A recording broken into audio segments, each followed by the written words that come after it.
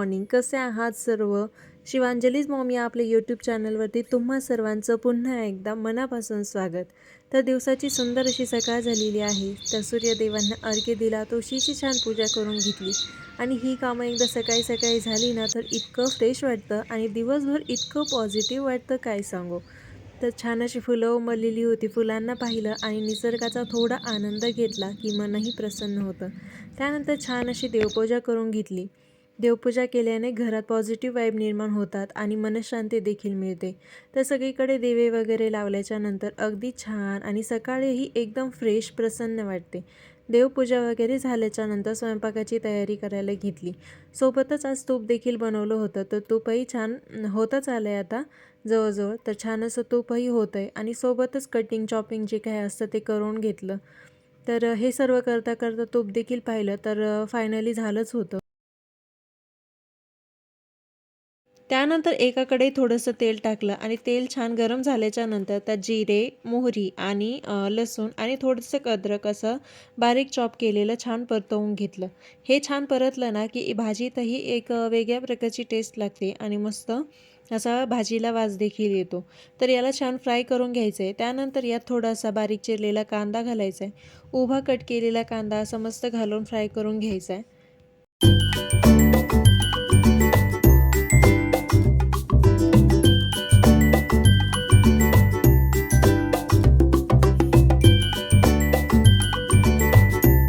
कांदा छान फ्राय झाल्याच्या नंतर त्यात आपल्याला टोमॅटो टाकायचे आणि टोमॅटो टाकल्याच्या नंतर लगेचच मीठ टाकायचे. कारण टोमॅटो मऊ असा शिजतो आणि पटकनही शिजला जातो. त्यामुळे टोमॅटो वगैरे टाकून मीठ वगैरे टाकून याला पुन्हा छान असं परतवून घ्यायचं आहे.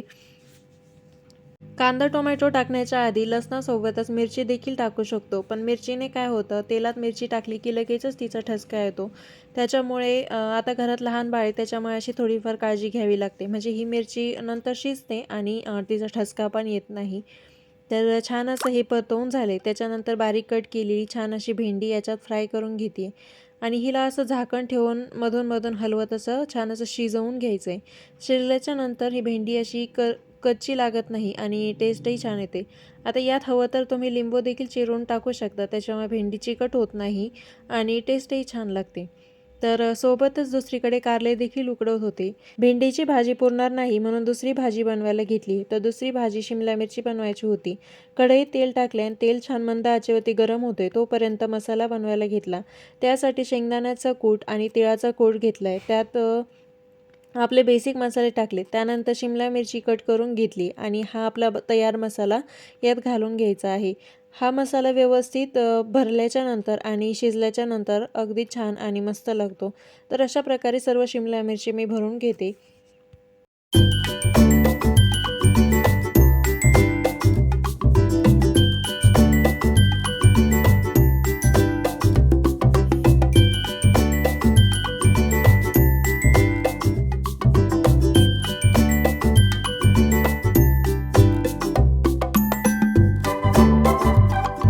तेल छान गरम झाल्याच्या नंतर त्याच्यात जिरे मोहरीची फोडणी घालून त्यात ही शिमला मिरची टाकून द्यायची आणि शिमला मिरची तेलातच छान अशी फ्राय करून घ्यायची.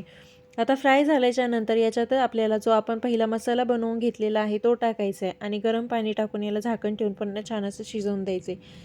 गरम पाणी टाकल्याने छान अशी शिमला मिरची आपली लवकर शिजते आणि झाकण ठेवल्यामुळे याची वाफही निघून जात नाही.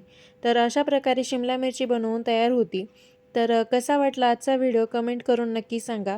भेटूया पुढच्या व्हिडिओमध्ये. तोपर्यंत सर्वांना Shri Swami Samarth. Bye, take care. आणि हो, व्हिडिओ आवडला असेल तर लाईक, शेअर आणि सबस्क्राईब. बाय.